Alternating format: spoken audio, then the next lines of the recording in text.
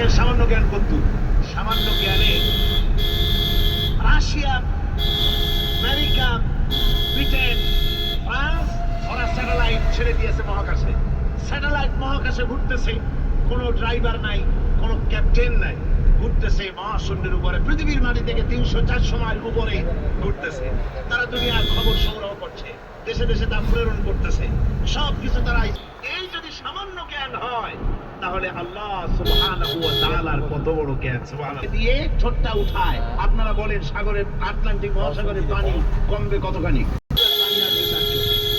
তামাম পৃথিবীর সমস্ত মা পর্যন্ত, এখান থেকে নিয়ে কিয়ামত পর্যন্ত জ্ঞান যদি এক জায়গায় করা যায় তাহলে আটলান্টিকের মালিক হচ্ছেন আমার আল্লাহ।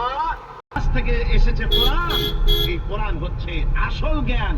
এজন্য ডক্টর মরহুম শহীদুল্লাহ তিনি বলেন, না থাকে কোরআনের ইলম যদি তোমাদের না থাকে, জ্ঞান কোরআনের জ্ঞান। বাসা থেকে পানাহ নেওয়ার জন্য আসুন, আমরা আল্লাহ দিতে পারে, আর এই শয়তান থেকে পানাহ দিতে পারে কেবলমাত্র আল্লাহ রাব্বুল আলামিন। কে আছে সব তাসবিহ করছে, তাসবিহ করছে আল্লাহ পাকের।